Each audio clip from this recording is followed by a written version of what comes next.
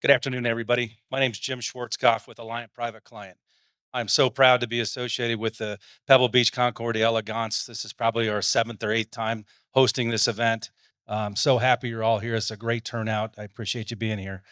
Without further ado, I'd like to introduce to you, I believe this is his 32nd year of being a chief class judge. He's part of the selection committee. He's the executive director of the Peterson Museum.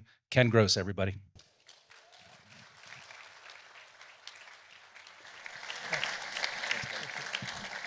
Thanks for spending an hour or so with us all this afternoon. I hope we'll make it worth your while.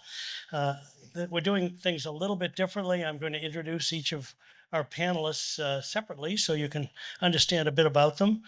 The first person to come out will be Bob Gurr. And Bob, I don't know how I could spend most of the afternoon talking about Bob. I mean, he's designed cars for decades. I bought his book on car design when I was in grade school, and I still have it. And while this isn't my personal copy, it does exist. And Bob went on to work for Walt Disney and has some wonderful personal working with Walt stories. So our next guest is going to be Merrill Powell. And Merrill worked for Victress, the fiberglass body company. I can tell you that in our forum today, fiberglass is not a bad word. So here comes Merrill, who went to the early Peterson Motoramas and has a wonderful history in this business. Next, we're going to have Jeff Hacker. And for those of you who know Jeff, he doesn't like it if I say forgotten fiberglass. So we have to say undiscovered classics. But we wouldn't be doing this class this year, and certainly this presentation, were it not for Jeff's efforts. He is encyclopedic on the cars that none of us have ever heard of. But we've heard of them because he is helping, and it's just great. Now, next is my friend and former co-worker, Leslie Kendall.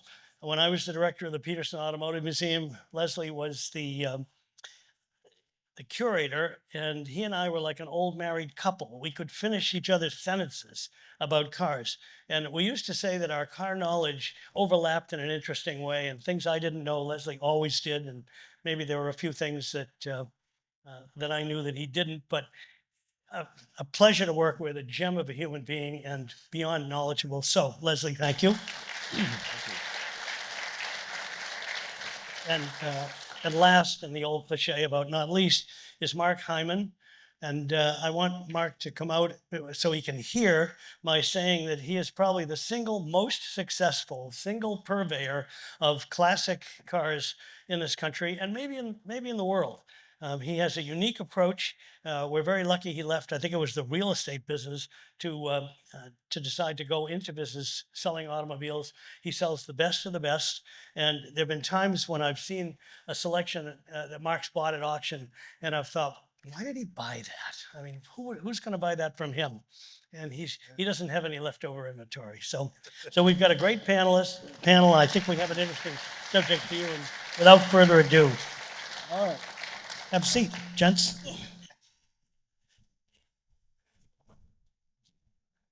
Don't be dismayed by the fact that I've got about 10 sheets of paper here. It has much more to do with my disorganization than it does with how much of this we're going to use. I think we'll start, obviously, with Bob. I'd like to ask each of them a question or two, and then we'll kind of have a general answering. So, Bob, people tell you this all the time, I'm sure. I mean, you've been doing this since Hector was a pup. But I'm interested, I think, in how you started and what got you interested in cars, and a little bit of a segue into the cars that we're talking about here, the cars that individuals design. You wrote a book that was way ahead of its time. And I'm wondering, because no one was talking about these cars at the time, no one I think had really done a design book. What did you have in mind, and what was your inspiration for it? Well, the inspiration, I'm 5 years old, I like cars and airplanes, and I still like cars and airplanes. It was very, very simple. As far as that first book, I was working with Post Publications, Dan Post, and he suggested, why don't you write a book about how to design cars? I know you're at Art Center School, you're a student, and you'll eventually go to Detroit, but it's okay. Why don't you write a book about how cars are designed? And then it comes out after I'm working at Lincoln. You want to get in trouble with the older designers. Be a kid from California shows up with a book, How to Draw Cars, and sell it to car designers. So I got started on the wrong foot right off.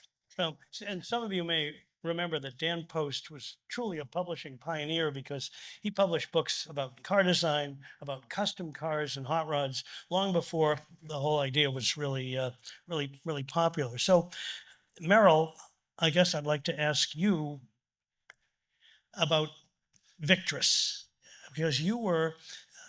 I should maybe preface this by saying that when I was growing up, most of us couldn't afford Ferraris, Jaguars, and a lot of those fabulous cars. But we could buy maybe a Ford chassis or a Willys chassis and put a fiberglass body on it. So what was your inspiration for that? And a little bit about the early years at Victress. Well, I got interested in car design very late, uh, after I got out of the service in '53. And somebody suggested, because I had just this recent interest, that I apply to Art Center. And I said, "What's Art Center?"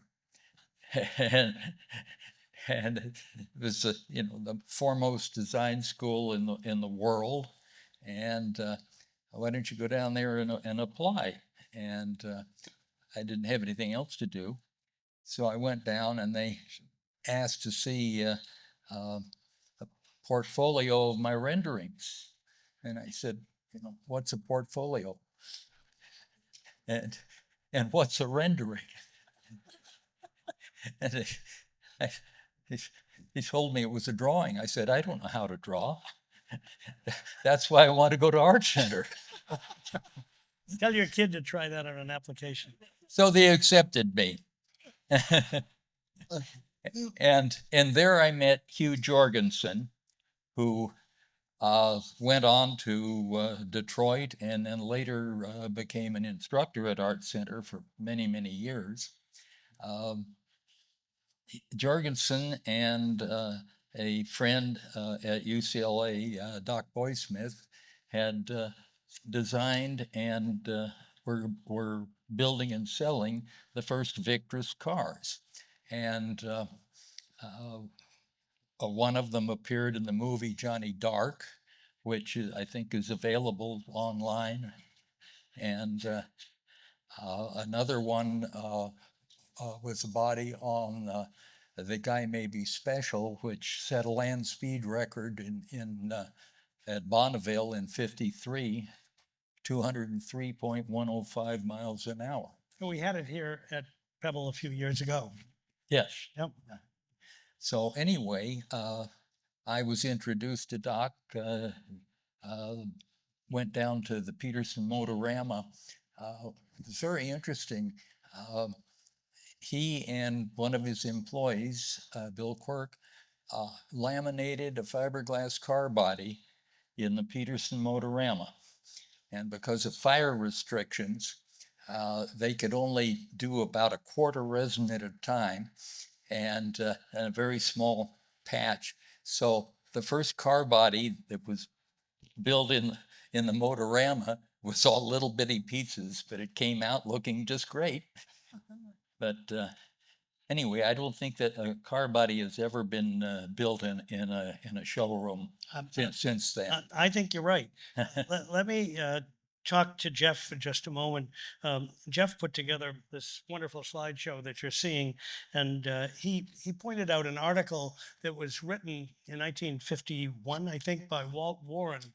And Walt Warren was the editor of Motor Trend at the time, and I'm going to read one line, if I can find it, from Walt's article, because I think it gives you a good reason for the cars that you'll see in our class on Sunday. Dream cars. They inspire people to design, purchase, drive, and create.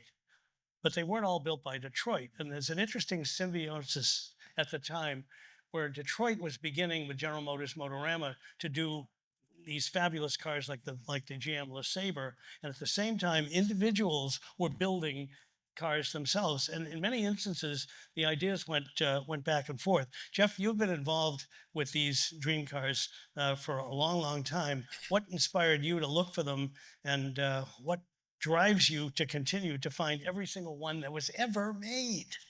Um, they're different. They have a different story. The story hasn't been told. The first car that I found, I came from Chicago. I was born and raised up in Illinois and came to Florida when I was 17. And within a year, I found a car called the Shark, a car that I still have.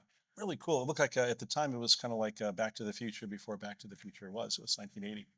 And I always thought the car came from the future into the past. And we've had the car on display at different points. Actually, we had the Shark at Peterson. We had it. Yeah.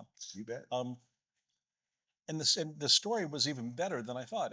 I thought it was just kind of an interesting kind of creative thing because no one's ever really pulled together what was happening in the 50s. And it's the story that makes it exciting for me and those people in the group. The adventure has led to finding Merrill Powell about 15 years ago in Victress. And the first time I asked him about Victress, he goes, I really don't remember too much of it at all. And now I think that's all I hear about now. No, Victress and finding Bob Gurr, who did these wonderful books. I don't know if you showed the books that the 1952 and 55 design books, and Leslie Kendall, where we put the cars on display.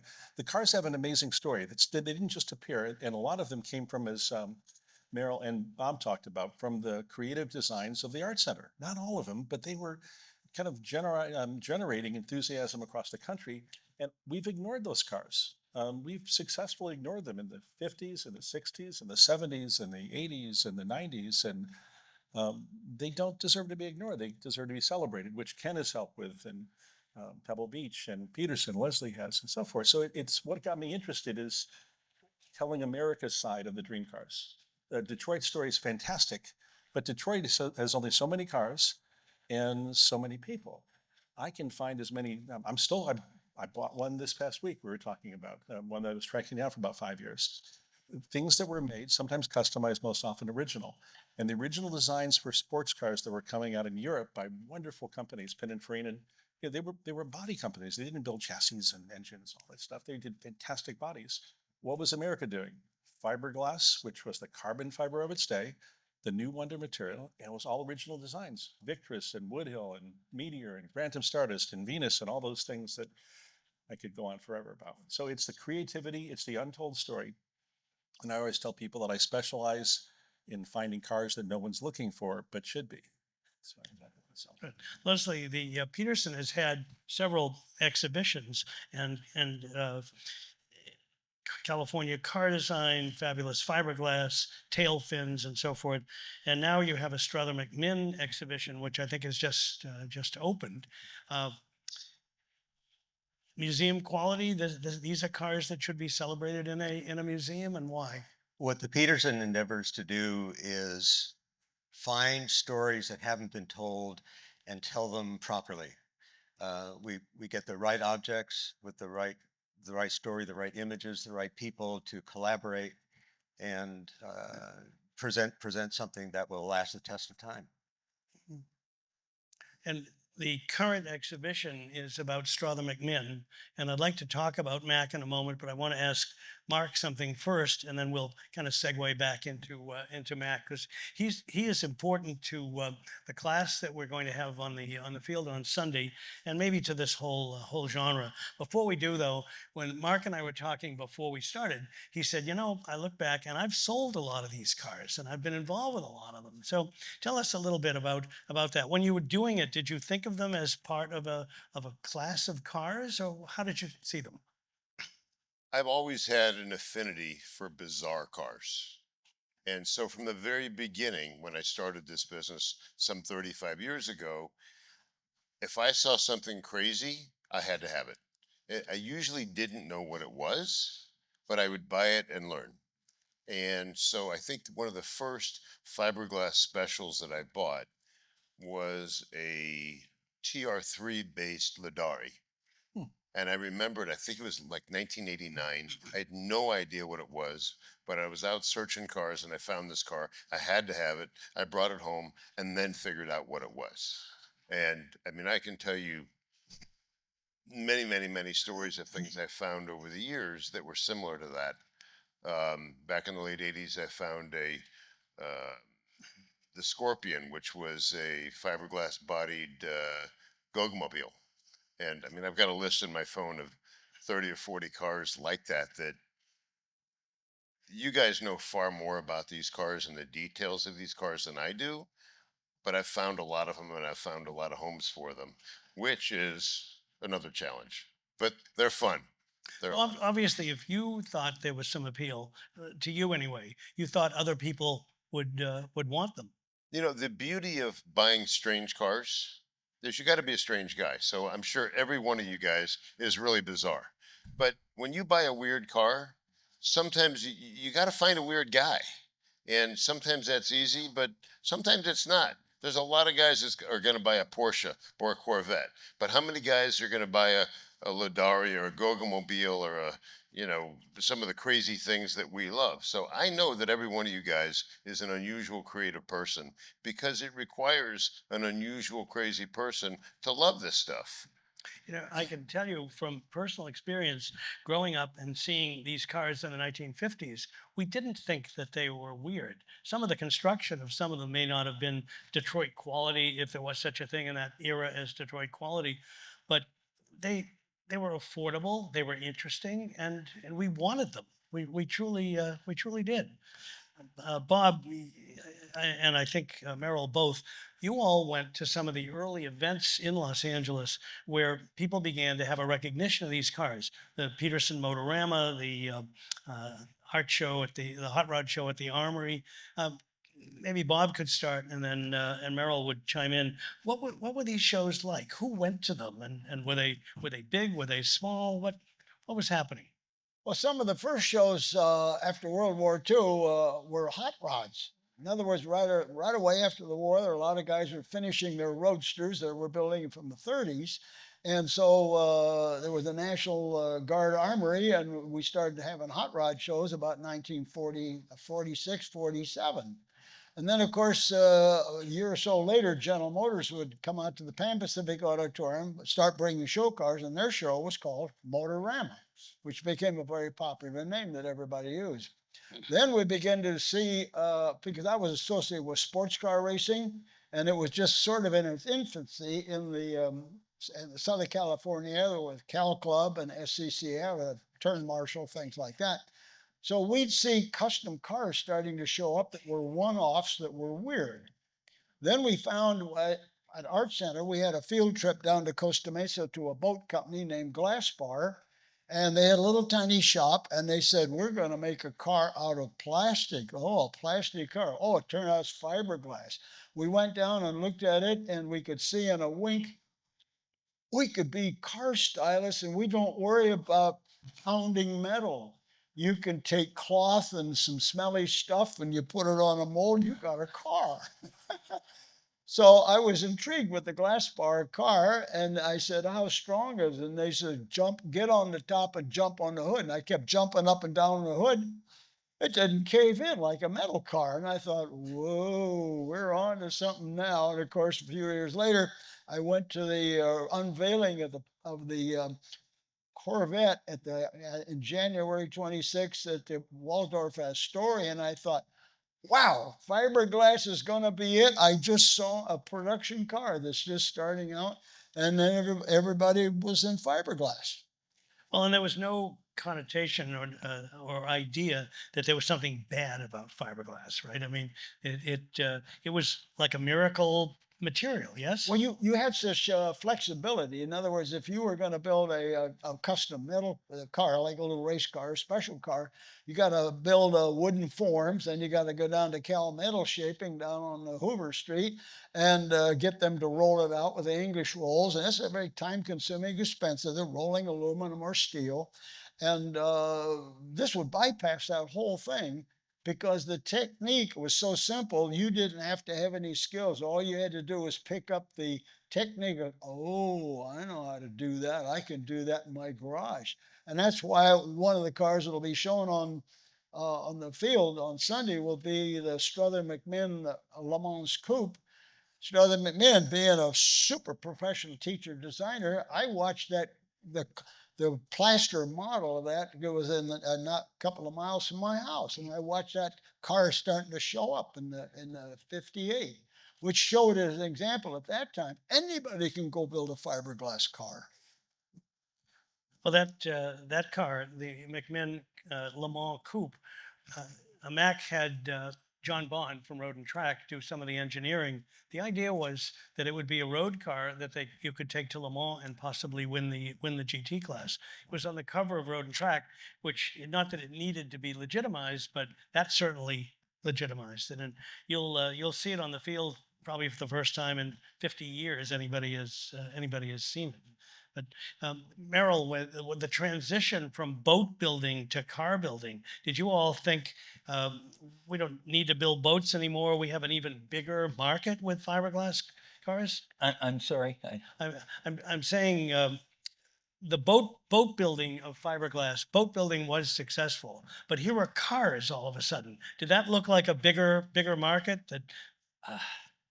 Well, the boat building market was huge after the war, and they, the number of boat companies, some of them multi-million-dollar companies, were producing boats.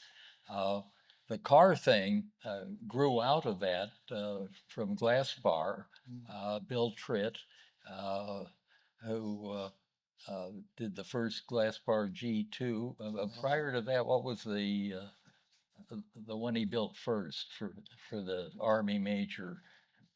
Yeah. Now, In those days, just the fact we got something to run, we didn't have time to put a name on it. yeah. At any rate, I think Tritt is the one who, well, he certainly inspired me. I first read about then before I even got out of the service. I read about Glassbar and Road and Track, and interested me. I didn't know that I was going to be able to get into the fiberglass business. That happened all by accident. But and Victress, of course, grew from a very tiny business, whereas Glassbar was able to catapult the car business from a very successful boat business. And we all don't have to wait to jump in at this point, but Jeff, let me ask a question, and then we'll see if that'll encourage you all to talk. I remember growing up, the covers of Popular Science, Mechanics Illustrated, Popular Mechanics, they had these cars almost on a monthly basis, right? I mean, how many different designs and car bodies and dozens more? I've been collecting covers for magazines, went back and tried to, so if we can run it, it'd be good. For about 15 so years, there's over 100 magazine covers back in the day of all these individual cars and all the individual designs, and some of them are fantastic, some of them are horrific.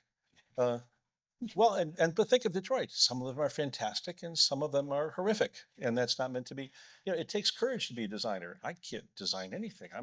I am a champion of all Bob's early work. There looks at the creativity of not just what the work you had in the book, but the other designers who were students later on to careers, who actually designed and then who brought forth shapes and actual cars from some of that work too. To answer about the number, I'll answer what John Bond said. 1977, I've got a handwritten piece he did for Ray Scroggins and Special Interest Autos. And the question was put to him in the 50s, how many special, how many not custom cars, but how many of these specials were built? And in his words, he figured about 1,000 in the 1950s. And John Bond, the editor, thank you for bringing that up. Thank you, thank you. And this is a car that's, wherever Mark Brinker is, it's the Pateray that you see is here to this week. But over 1,000 is what John Bond, and that's a much better name to reference than mine. He in 1970 said, I would concur with him. I found evidence for that as well. And we brought numbers about, like Victress made about 250, 300 bodies, and Glassbar about 100, and other people just one. So John Bond 1,000, I would say yes. If you add Sport Custom, some of the designs, maybe 1,500. Keep in mind that to build a car like the Glassbar that's on the screen right now, by their own admission, after you got the body, it cost you 2,000 hours to do that. That's 1 year of 40-hour-a-week works, 50 weeks, and then 2 weeks off for vacation. It's a lot of effort to do these cars and do them right. It wasn't a weekend or two. So about 1,000. I always thought there'd be many more, but that's what he said. But when you think about it, you couldn't afford a Ferrari necessarily, or even a Jaguar XK 120. So these cars could be built by someone of reasonable talent in their home garage, in their backyard. And that the fact that there's so many of them have survived today is kind of a neat testimonial. And they even, like this Woodall Wildfire here, the red car, they even went into limited production and people swapped different engines and so forth. Influenced things like the Kaiser Darren, which you're seeing here. One other thing, you also asked about number. In 1953, the Corvette came out. It was shown at Waldorf, where Bob Gurr was in January or so, and it came out in some small numbers in late fall. By 53, there were over 50 companies producing small numbers of sports cars, most of them in California, but across the country, 50 sports cars. And we found examples. One time I had 35 examples of those cars. So that really puts me in bad graces with what Mark was saying in terms of strange people find strange cars. So I may have been the king of that. But over 50 in 1953 when the Corvette came out. Well, let's go back to Mac for a moment in his car, because I think people will be very excited to see it on the field. When it pops up here, we'll point it out again. But I can remember in 1961 in college, stopping by the mail table to get my magazines and being gobsmacked, as the British like to say, with the Jaguar XKE on the cover of Road and Track. And that had happened earlier when I was in high school with the cover that showed the Road and Track cover that had the McMinn car. I just thought it was stunningly beautiful. I wasn't thinking about what it was made of. I was mesmerized by the design. And again, from month to month, looking at some of these covers in the 50s and late 50s, we didn't know what would be next, but we were excited to see it. Leslie, you've when you've had these cars on display, what's been the response? Well, the response, I like two responses from people. I like people to come in and say, wow, um, I'm so glad they have that there. I was really hoping they put one of those out. I can get to see it. I can get up close. I can get the proportions, right in front of me. And then I also like the feedback of, gee, I never knew that was out there. I'm so glad I now know about that. And it enhances their appreciation. It expands their minds. I like the weird, kooky stuff. A lot of people know the mainstream cars real well. I think more people would appreciate these things, these fiberglass fantasies, if they only knew they existed. For those of you who've been coming to Concours for a long time, you probably remember Jay Human. He and Lauren Tryon were the committee before we had 20 people on a selection committee. They had a Rolodex, remember that word, of names that they knew, people who had fabulous cars. And Jay told us, and we had a photograph of it, that because he couldn't afford a Ferrari or a Jaguar or even an MG, he took a used Singer chassis, I think, from a junkyard and built a fiberglass body for it. It's kind of the holy grail for Jeff if he can ever find it. It would be pretty neat. But here Jay went on to literally be the curator of the Pebble Beach Concours. So great stuff in that era. His car was also featured in Motor Trend, in a yearly feature, one of the best cars built in that year. Yeah. So it's a testimony to his skill. Well, when Bob and I were talking earlier, I mean, these car designs certainly got your career started, but you went on to, after working a bit for Ford Motor Company, to do designs for Walt Disney. And I think people would love to hear a little bit about the magic train that you developed with some of the same skills it took to develop these cars. But here's a curious thing. I had my heart set on going to General Motors. That was a big dream from early in high school. But as I mentioned before, due to some strange circumstances, I got rated into the Ford Motor Company the day before I was supposed to go to General Motors. But it gave me a clue as to how cars were designed in those days, because I was put into the advanced design studio at Ford, and then shortly, within about maybe 2 weeks, into the Lincoln studio. And to be told, Bob, you're going to draw hood ornaments all day. The next week it was Okay, Bob, we need hubcaps. You're going to draw hubcaps. And I watched the Lincolns being built in clay models. We were working on the 55. And the thrilling idea that I got to do a headlight bezel on a 55 Lincoln, and I got to do a little dinky thing on the deck lid and another thing on the bumper for the exhaust pipes. I had a picture in my mind. I made a fatal mistake to be a car designer and go to Detroit because I saw Detroit as a dark dead end. I'm sorry, but that's what it was. Returned to California, decided to goof off for a year and a half and figure out, well, now what? We got this education, I'm never going to use it. And I got a call from the Walt Disney Company saying, we need a designer who can design a body to fit a little chassis for an amusement car on a new park they're going to build called a Disneyland. That job turned into a gold mine because in over 27 years, the way Walt Disney worked was he inspired people to do stuff and he turned them loose and just let them take off.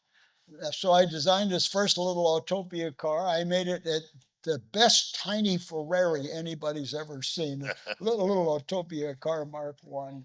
And then that led to, oh, Walt wants antique cars on Main Street. Oh, well, you know, you can build a brand new old car, 1903. Oh, can we do that? Well, of course we can do it. He wants a double deck omnibus. Okay, we'll do that. He wants a streamlined train. Oh, the General Motors train for tomorrow, good looking. I'll steal that and make my train out of it. And then did a railroad train. And then pretty soon he says, Bob, we're going to work with a monorail company in Germany, but it doesn't look very good.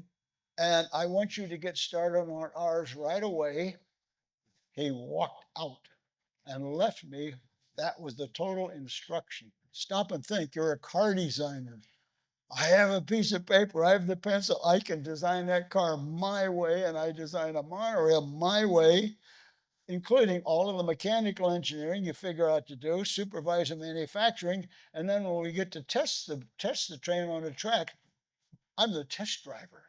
I would never get a job in Detroit where they let you do everything. Nope, they said you're doing the hubcaps and the hood ornaments. They wouldn't have had a guy who could do it. Right. So, but on the way, I did do some cars for Detroit through a consultant. I made all 120 drawings for the 55 Kaiser and Willys, which I've still got. But my heart was cars. But it turns out with Walt Disney, I designed all this crazy vehicle stuff. And there was more later with my own company. So let me just ask, because I think people would like to know, how involved did he get? I mean, was there a point along the way where he'd say, Bob, I need to look at that train, or did he just see it when you were driving it around like a new engineer?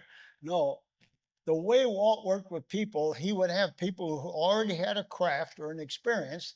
He'd ask them to do something they'd never done, because he only was interested in people that had their own curiosity, that were self-starters, they do their own research. And I work with all these people and watch them do all kinds of crafts in all kinds of direction, while I'm over in the corner being the car guy, doing vehicles, little stuff, then doing trains. Basically, Walt did not have requirements for something. He expected you to figure out what he needed and what would be the best. And he would walk around every day and see what you're doing. Almost no meetings from time to time. Everybody who signed on all the different elements of a project would find and talk to one another. So the committee became the people doing the work, where in later years in companies, you'd have the committee not doing any of the work. There's a gigantic difference. Gordon Murray just told us it was similar that way with McLaren and how he was designing his cars. And he finally said, the only good race car is where it has a single author and you're totally in charge. And I thought, yay, Gordon, you just told people about my life. Yeah. Uh, Jeff, could you tell us one or two of the more interesting finds that you had? How did you? I mean, you probably know a certain car had been done, but where do you find them? I mean, Tom Cotter, the barn find hunter, has his methodology. What's yours? Well, I'm Tom has covered a number of the barn finds I've done over the years. I think 4 or 5 different books. And the last book he wrote, I wrote a whole chapter on what I do. He always calls me the academic, which is fine. That's my background. But it's a science of finding cars. It's also product of the harder you work, the luckier you get. And so it goes back to the strange characteristic, working at my office. I'm very proud of all the different ones for different reasons. But you asked me to talk about ones that'll be perhaps here at Pebble Beach this week. And one of them is the Curtis Summer 100 cars.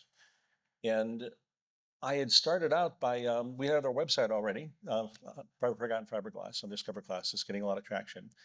And one of my friends, Phil Fleming, had grown up with those cars in Detroit, Bloomingfield Hills, Bloomington. That's a very nice area in Detroit.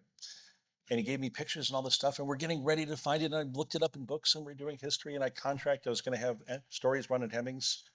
And I was working with a group in Detroit. I've always said that finding cars is like a fish on a reef. The cars don't go that far. You start with some premises. They can't be anywhere where they're most likely they can be, where they were last seen. So I've been seen knocking on doors in neighborhoods. Last time I was 10 years ago in San Francisco, trying to track down a car called the Savage, and I started out where they used to live, and surprised a few people. And you also surprise a few people and find cars too.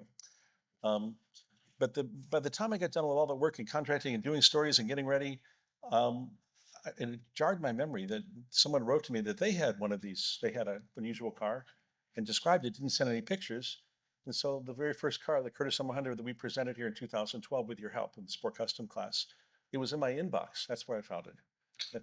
I found it was one of the emails going through. We get quite a bit of time. And then the second one they built, which is the one that'll be here Sunday, 3 days from now.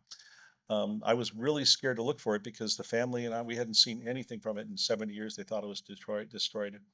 I put together another research project in Detroit, handing out bills and information, not bills, like flyers and such. It's written up in a magazine. The very first person we handed to was John Hall. These shadow rods, which is, it was in his collection. He never knew what it was, and we handed out one flyer. So sometimes you get lucky. Sometimes I put a lot of work into these research projects that both failed miserably because we found the answers rather quickly. Other ones, tracking down a car like the Chicago one took 6 to 9 months of work. I've always targeted cars that I thought were worthy of being found, and there are these people. That's more important what you said, that it's funny and humorous, but there are always people that save these cars. And my job is to try to remain normal, looking for up to 72 hours on a week like this, so that I can be, represent. Then I can go back and be whoever I need to. But the answer is, it's people like myself and some of the people here who save them. They don't disappear. They only disappear if they're destroyed by accident in some cases. They don't end up. If they end up in junkyards, they always find some people like myself to sell them to. Over the years, it's almost too late. You really don't find them in yards anymore. But you can, it's creative. It's a lot of hard work, but it's not necessarily, I find it fun. Maybe it goes back to that strange thing. Sorry, Mark. Yeah, I find that fun, the process of it. So I guess I'd like to ask both Bob and Merrill, when you, by the way, there's the McMinn car for those who didn't remember. On the field on Sunday, we're going to see some fabulous, many Italian elegant cars from the 50s from Ferrari, Maserati. Were you looking at Italian cars, at French cars for some of the inspiration you did, or were you just developing this all yourself? Maybe Bob could answer that, and then Merrill. Well, as I mentioned a little bit before, Walt wanted this little body on a car called Autopia. It's a smallish car, but you could have a kid in it, but you have put an adult in it the same way. But my opinion was amusement cars are really crummy looking stuff, and I didn't want to be caught designing an amusement car. I said, we've got to have beautiful proportions first, the surface development of all those surfaces, and as Struther McMinn would teach us at Art Center, you've got to have that in the design of this car.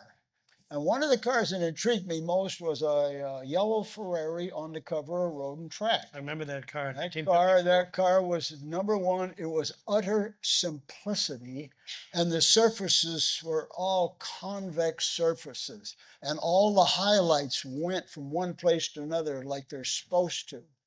And I wanted to make a little car like that. And some people might remember it was a little cute little maroon car. I made one. Company let me make a custom special for Walt Disney. So I actually wound up in the shop with the boss looking the other way. I designed a custom fiberglass, one-of-a-kind car with a custom interior, custom instrument panel, custom wheel, and knockoffs, and even a Pontiac bumper bar on it as my first fiberglass car. So there. Because- That's the Le Mans coupe. I have that model of the car. I will be on the field with that car on Sunday. Strother McMahon made that model by himself. It's about that big to show all the students how light behaves on surfaces. Number one for Le Mans, you've got to have the aerodynamics correct, but your eye should see a gorgeous car. And that means all the reflections of the environment reflect off the reflections off that car. He absolutely wanted his students to thoroughly understand that.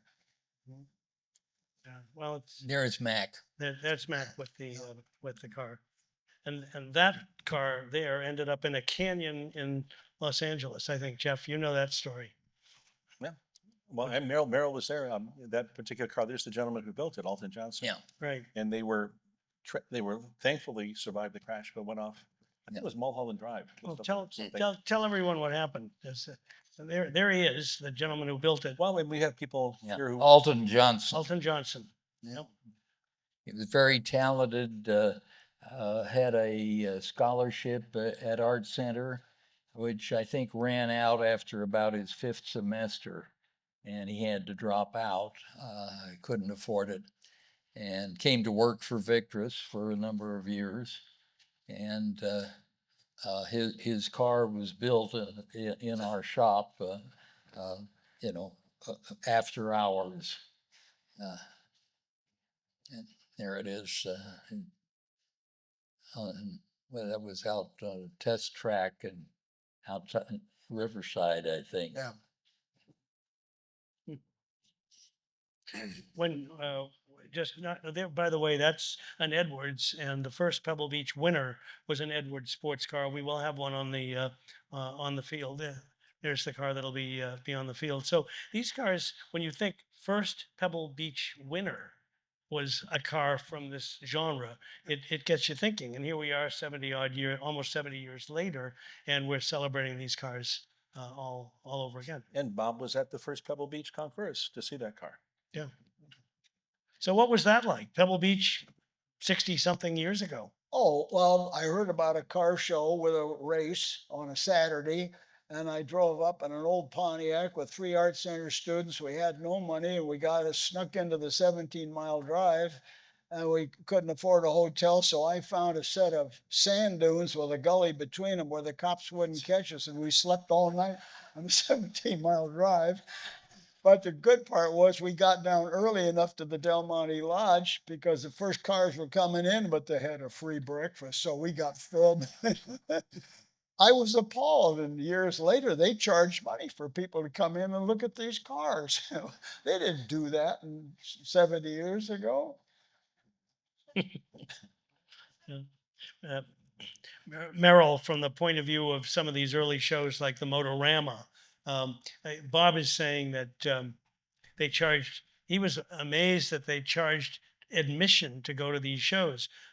Could you tell us a little about what the Motorama was like? And before you answer, I will tell you that Bob Peterson, when Leslie and I worked for him, he called his car show the Motorama until he got a phone call from a lawyer at General Motors who said, "That's our name. You need to think of something else." Yeah. But could you tell us a little about your experience at the first Motorama? What was that like? Well, my first Motorama was not the first Motorama. I attended when I had just started at Art Center, and that's when I met Doc Boysmith, with whom I became a partner, and so it was a wonderful car show, and I went around and oohed nod at all of the professional and semi-professional and amateur cars that were being shown there, and of course I got introduced to the process of fiberglass by observation, and then, later joined Doc. But, Well, what was the audience like? Were they young people, old people, car enthusiasts, the average guy and gal? Who went to see these cars? wow, I really wasn't people watching. I was car watching. And you'd have seen them standing on hoods to demonstrate the strength of this material. This was a very popular thing that these fiberglass companies did to show that you can't do this with a steel or aluminum, certainly not with an aluminum body. But here's just a run of Glass these bar, famous We'll photos. be doing that at the concours on Sunday. Yes, we have. Yeah. Yeah. Yeah. Wouldn't that be a stitch Whoa. if we did? So, Mark, are these cars? I know we're talking about a very wide variety, but are we looking at cars that will appreciate in value, or some of them might be very pricey someday? Or? I have to say, that a lot of these cars that I've gotten really excited about buying because I thought that people would go crazy and have to have them. As I said earlier, uh, they require and they take a unique guy to buy them, to collect them, and to love them.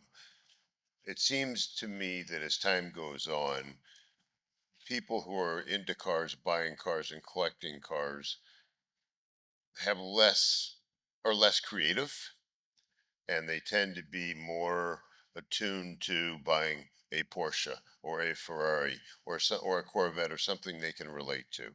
So I think that as I can't tell you that they're a bad investment, but I certainly can't say they're a great investment. Some of the most exciting cars that I found that fall in this category, I remember many years ago I bought the Flagell Forerunner, which was designed by Bill Flagell, who's also the guy that designed the Nash Metropolitan. So it was based on a Jaguar chassis, wild, crazy, phenomenal fun. I fell in love with it. After playing with it for a few years and offering it in the market, I ended up donating it to the ACA Museum because nobody was as crazy as I was. But there's a lot of cars like that, and I think that again, they're fabulous. They're amazing. Some are gorgeous, some are not, but they require somebody unique who's creative. I look at it this way, and I've always, preached this in my business. When people say, "What should I buy that's a good investment?" I say, go call your stockbroker or your investment broker because I sell cars that you fall in love with. So if you love it, it doesn't matter if it's a good investment. And hopefully people, for the efforts of Jeff and what we're doing tonight, more people will become aware of them. More people would become interested in them. And if that's the case, then yes, they'll be worth more money. So, shameless plug for the Peterson Museum. Um, if you find the cars on Sunday of interest, you may very well want to come and see Leslie's new exhibit. Um, uh, Indeed. did Bob and Merrill? Did you all know Bob Sorrell? no. No. No, sorry, because we will have a fabulous car by Bob Sorrell on the field. A car that I saw on the cover of CarCraft in 1955. I am that old. That just blew me away. One of the covers is up there. You'll also see this car on the field, which is a Fagioli called the Pataray. And Ray Fagioli, whose father was Lou Fagioli, who was famous for putting two engines in cars that only had one, built that car on the chassis of another fabulous car called the Supersonic. You'll also see this Maverick. Some of you may have seen it on the tour today. I'm hoping that the cars that you see will be intriguing enough so that you'll want to know more about them, and you'll be looking at them thinking, what in the world is that? And Cindy, I think this might be a good time to ask if people want to ask questions, if I'm looking at the way the clock works. So, uh, by the way, this was Fred Roth's Maverick. Fred, who passed away a few years ago, his son Chris is here. Fred was famous for finding these cars back in the day, and you'll see the Maverick on the field as well. So if you'd like to ask questions of anybody, all we ask is that you speak relatively loudly into the mic, because most of us are affected with hearing loss from listening to loud cars all our lives. And just one at a time. And if you want to direct a question to a particular person up here, just say it. So, We're going to give a test to the mic. There it is. Thank you. Your question? not really a question, but I want to thank all of you for all you've done, and it's Mark, what you've done for the hobby. And my name is Ara Ekezian, and Bob, I started at Art Center in '55, and I don't want to embarrass you, but you were held up to us as a guru, as part of the system, because you had done those little cars for Autopia and all that kind of stuff. And Hugh Jorgensen was one of my instructors.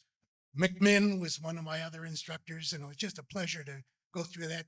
Bill Flajoel, that did the Metropolitan and all that stuff. He was, well, I'm from Detroit, Bloomfield Hills, like you said, around the Detroit area. His little shop was right across the street from my high school.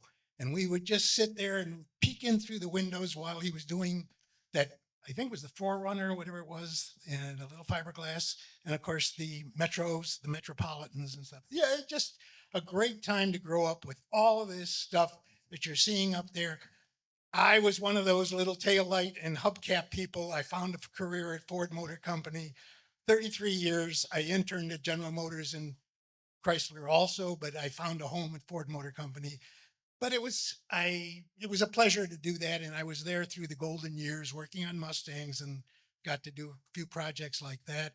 And one of our fiberglasses was the Mach 3 show car that we did back for 1994, and because I think we got word that Camaro was going to be at the auto show before we were going to be able to get a car ready for our product. So we did, I got to do the show cars for that. We made two models of that. One came out to California and one went to Detroit because the shows were almost simultaneous. I'm going on and on. I'm going to take a deep breath and I'm going to let you guys talk. Thank you. Thank you for the memory.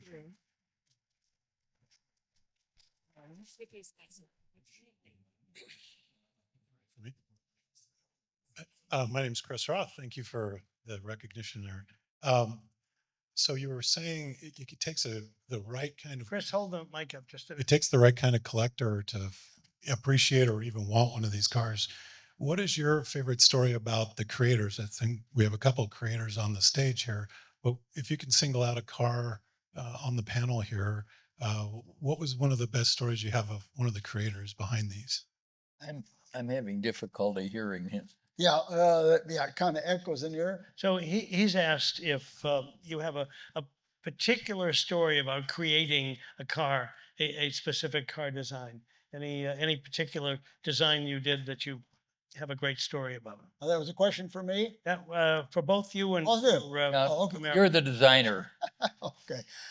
No, it goes back to the purity of design. Whatever it is you're going to do, car, train, monorail, the principles are the same. Do you understand the purity of surfaces? Do you understand the technique that can be taught? You can understand how to do that. That was the essence of what Strother McMinn did. But Strother McMinn went beyond the technique to get a good surface. He wanted people to understand back in the early mid 30s of beautiful, voluptuous shapes, the emotion of a shape. That was the valuable part of a car. And that's one of the reasons why this Concours exists so much as it does. There's people with eyes that they can look and someone will say, oh, that's a pretty car. Oh, all right. And then somebody else will look at it and they walk around and they don't say a word. They just look. They're watching how the light moves in the environment in the shape of that car. I'm talking about the type of a car, like if you saw a Delahaye, a Fagoni Delahaye, something like that.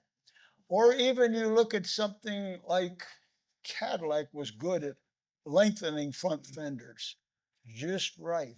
Harley Earl's first car, I forget the name, it was before the LeSabre.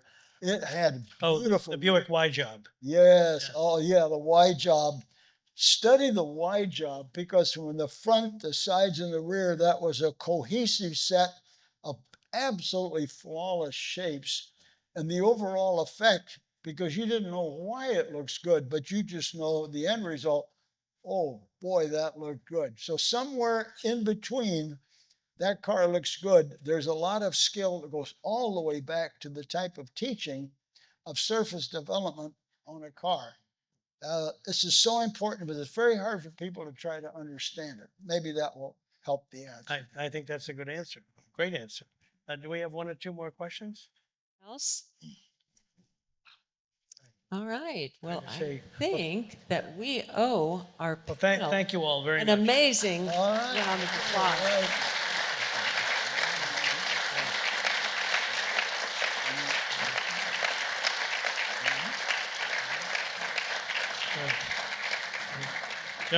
Don't all get on Amazon at once looking for Bob's books, but they are still contemporary today. And thanks to everyone.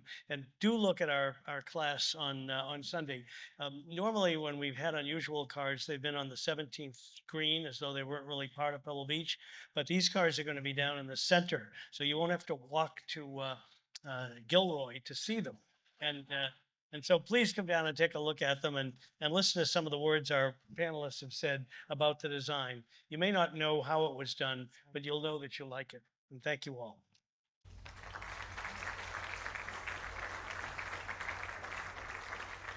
And we want to thank you from the Pebble Beach Concours d'Elegance for joining us today for the Pebble Beach Classic Car Forums 2023, sponsored by Alliant Private Client. We invite you to enjoy Retro Auto just to your right. Have a great evening.